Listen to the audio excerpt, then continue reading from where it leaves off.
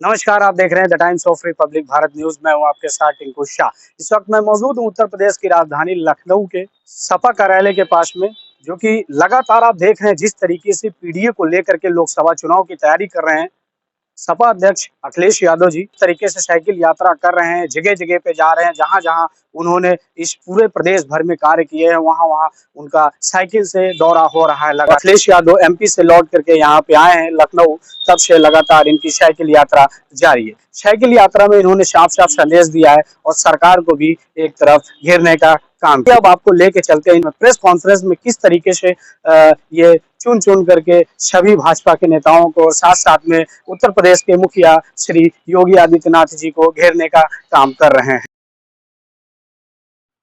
मुझे खुशी है कि महाराष्ट्र के महत्वपूर्ण लोग हमारे साथ आ गए हैं और पीडीए यात्रा इसमें सब शामिल हैं। कोई ऐसा नहीं है कि जो अलग हो रहा हो। जहां हम पिछड़े दलित अल्पसंख्यक मुसलमान भाइयों की बात कह रहे हैं, वहीं पीडीए हमारा पिछड़े दलित आदि आबादी की भी बात कर रहा है, वहीं पीडीए हमारे अगड़ों की भी बात कर रहा है। तो अगर इनमें कहें ए को कैसे डिफाइन करना है, तो हमारे अल्पसंख्यक भाई भी हैं, आदिवासी समुदाय भी है और अगड़े भी हैं। और उसका उदाहरण आप देख सकते। तो इसलिए किसी को घबराने की जरूरत नहीं है। पीडीए यात्रा पहले से चल रही है, लगभग 5,000 किलोमीटर ये छात्र, नौजवान और पार्टी के संगठन के लोग चल चुके हैं। 100 से ज्यादा विधानसभाओं में गए हैं, कई महत्वपूर्ण लोकसभाओं से होकर के आ रहे हैं। ये पिछले कई दिनों से चल रहे हैं और आखिरकार ये आखिरी में यात्रा 22 नवंबर से पहले सैफई और इटावा में खत्म होगी। आज क्योंकि ये लखनऊ पहुंचे हैं, इसलिए इस यात्रा में मैं खुद शामिल हो रहा हूँ। जहाँ जहाँ ये यात्रा चली है, वहाँ समाजवादी पार्टी के विधायक, समाजवादी पार्टी के महत्वपूर्ण नेता, संगठन के लोग रहे हैं और लगातार मनोबल उत्साह बढ़ा है। और ये यात्रा ऐसी है जो भारतीय जनता पार्टी की पोल भी खोल रही है। और जिन मुद्दों को लेकर के हम निकले हैं, सामाजिक न्याय, जाति जनगणना और अधिकार और सम्मान मिले, जो हमारे साथ खिलवाड़ हो रही है उससे बचाया जा सके, जो देश को बांटने की ताकत है उनसे देश को बचाया जा सके, और उत्तर प्रदेश से ही रास्ता देश का निकलेगा। ये लगातार यात्रा, कार्यक्रम और हमारे शिविर चलते रहेंगे। घबरा कौन रहा है? वही लोग घबरा रहे हैं जो केवल तस्वीरें खिंचवाने आ रहे हैं। जो पिछड़ा होगा वो नाम बदलेगा। अब बात समझ में आ गई होगी, शायद अभी नहीं आई। ये पीडीए मतलब ए फॉर, बोलिए आप, ए फॉर।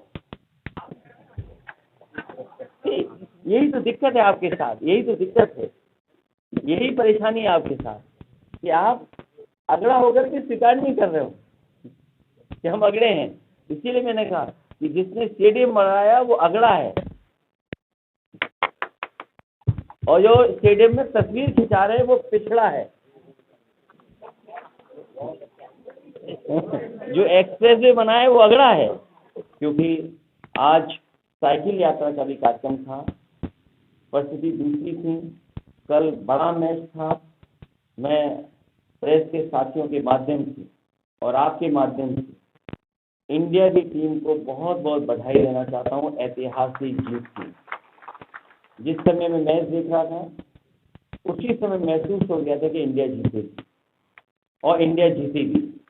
आज हमें खुशी इस बात की है कि हमारे साथ महाराष्ट्र के बहुत महत्वपूर्ण लोग समाजवादी पार्टी में शामिल होकर के समाजवादी पार्टी को और आगे बढ़ाने का काम करें।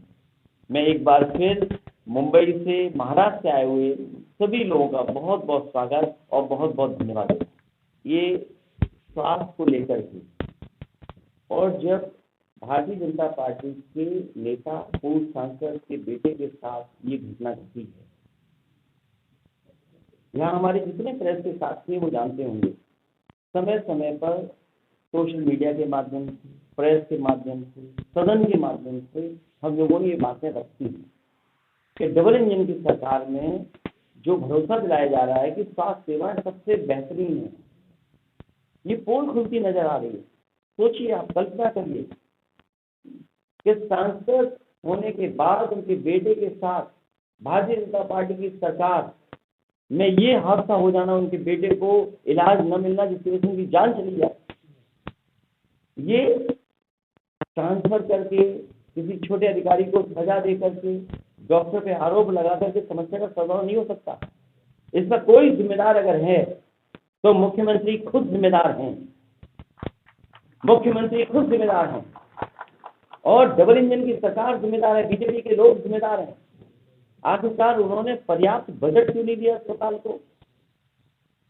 पर्याप्त जो बजट होना चाहिए पीजीआई को क्यों नहीं दिया, या जो आपके अस्पताल हैं उसको क्यों नहीं दिया? इसी प्रेस में मैंने एक बार आपके सामने सवाल दिया था और मैंने पढ़ा अखबारों में, बहुत कम अखबारों ने वो बात लिखी थी जो मैंने कही थी कि अगर एक भी जिला अस्पताल भारतीय जनता पार्टी की सरकार में बनाओ जिसमें गरीब को इलाज मिल जाए, वो अस्पताल हमें बता देना। एक भी सरकारी अस्पताल इनकी सरकार में बनाओ जिसमें गरीब को इलाज हो रहा हो तो बता दो हमें आप।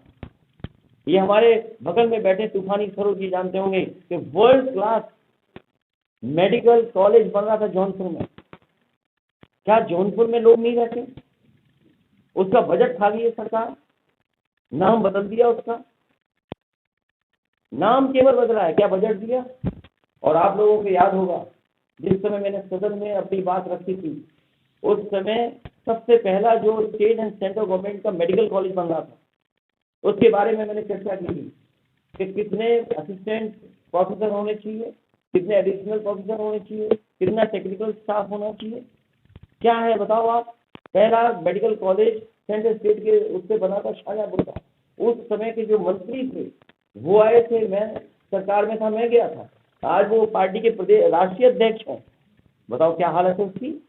और जो लोग डेंगू से लोगों को न बचा पाए, जो लोग डेंगू से लोगों को न बचा पाए, आप डेंगू के आंकड़े देखिए, आप शहरों से क्या आ रहे हैं, गाँव से क्या आ रहे हैं।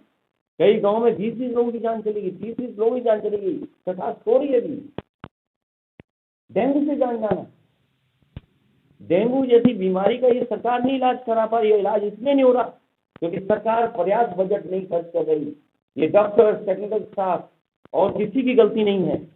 ये गलती अगर किसी की है तो भारतीय जनता पार्टी की है, और यही गलती नहीं है।